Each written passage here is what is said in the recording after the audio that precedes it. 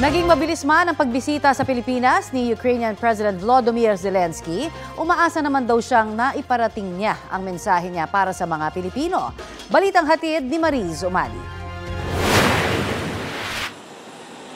Sa kaniyang kauna-unahang pagbisita sa Pilipinas, wala pang 12 oras na nanatili sa bansa si Ukrainian President Volodymyr Zelensky.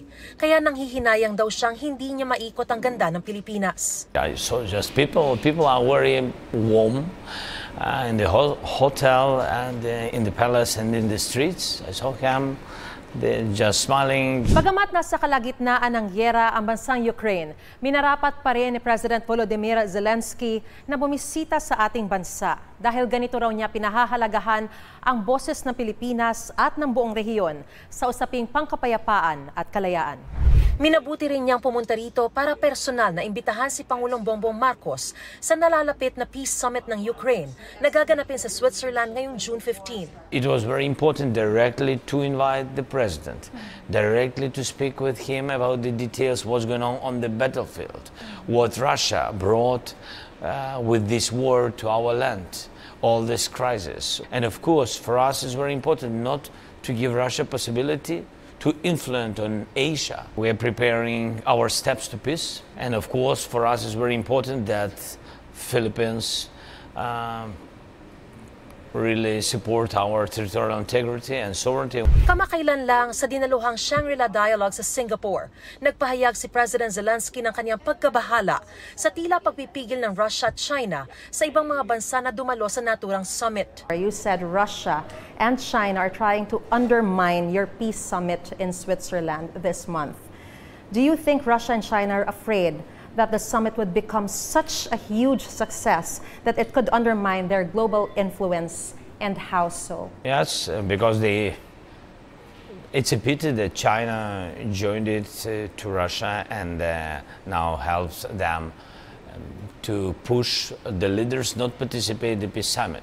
We've been in shock really because we count on all the world, and but I think this is a surprise for Russia and their allies that for today we have the confirmation from 107 countries, and this is huge result. I think that Russia counted that nobody will attempt the summit and nobody will participate us, but you see that really mostly the world on the side of peace.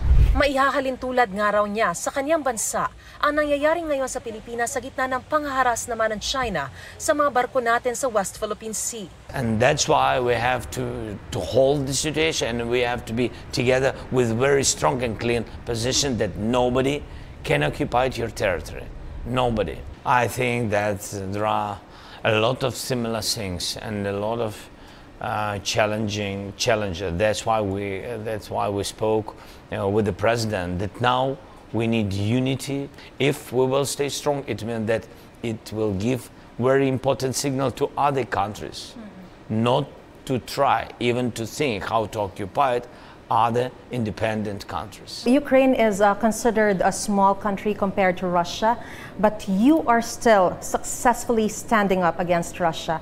What kind of lesson can the Philippines learn from your experience, especially with all these tensions in the West Philippine Sea and all the bullyings that we've been experiencing from China? The lesson is that if you are on your territory, if you're in unity between people, government, soldiers, I mean, everybody will defend your house. The world saw that the resilience of our people, and that's why my message to you, of course, we wish you only peace, but you have to be ready and to think about defending shield for the country. Nang tanungin kung ano nagpapatatag sa kanya sa kabila ng lakas ng Russia. Yes, moral is good. I think that Ukrainians still strong because we are right, because we are with a very honest position. We are on our land, in our house, with our lovely children, and we will stay till the peace will come. This is what you want to tell the Filipino people. Yes, and Ukraine will never forget on which side you are now. Historically, I think you are on the side of truce, on the side of peace. In any challenges for your country, Ukraine will stay together with you. Mariz Umali nagbabalita para sa GMA Integrated News. Ito na ang mabibilis na balita. Arestado ang dalawang lalaking nagbebenta ng iligal na droga sa Sampaloc, Maynila. Isa sa mga suspect, 16 na taong gulang pa lang. Nakuha sa kanila ang nasa 25 gramong hinihinalang shabu na may halagang 170,000 pesos. Depensa ng mga suspect, nagawa lang nila yon para may ipantustos sa kanilang pamilya.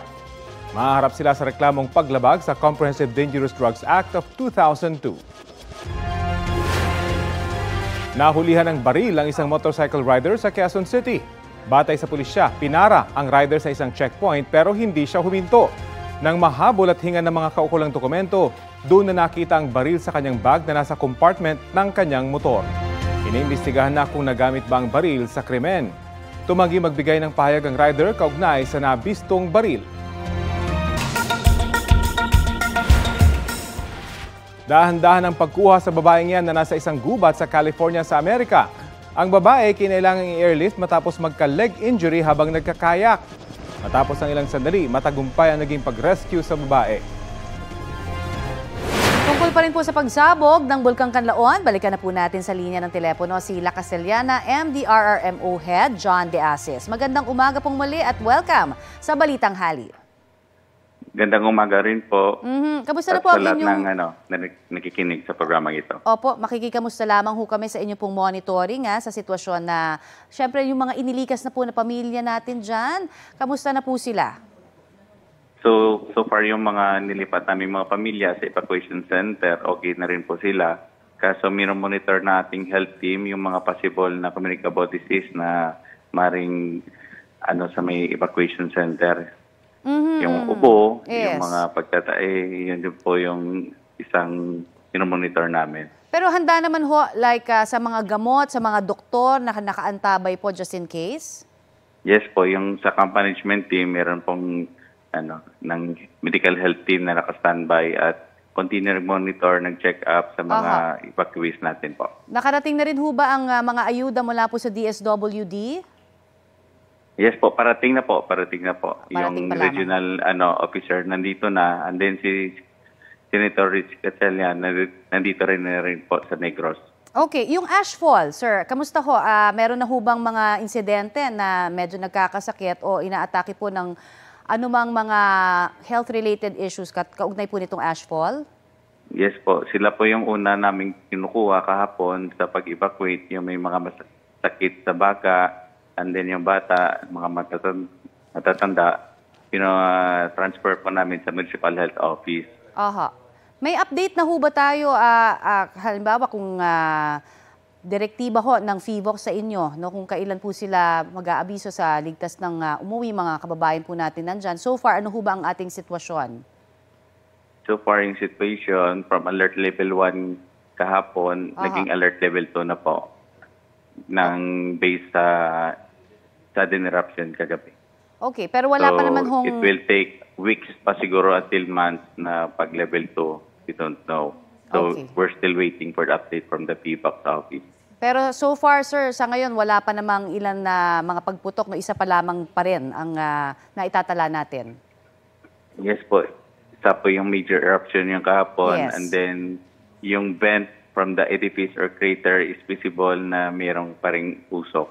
May mga kailangan pa ho ba o panawagan po mula naman sa inyo dyan para ho sa ating gobyerno at sa ilang mga kababayan po natin nais ding makibahagi at makitulong po sa inyo? Yes po. Yung nanawagan po kami from the LGU of La Castellana for additional food pack, hygiene kit, at especially yung face mask. Kasi if ever na tumagal pa itong senaryo, na due to the number of population, baka hindi kakayanin ng LGU kasi yung population ng Municipality of La Castellana, if mag-escalate, maaaring ma-affect more or less 50,000. Okay. Marami pong salamat, sir, sa inyo pong oras na ibinigay sa amin sa Balitang Hali. Welcome po. Yan po naman si La Castellana, MDRRMO Head John De Asis. Kapuso, para sa mga maiinit na balita, mag-subscribe sa GMA Integrated News sa YouTube. Sa mga kapuso naman abroad, subaybayan nyo kami sa GMA Pinoy TV at sa www.gmanews.tv.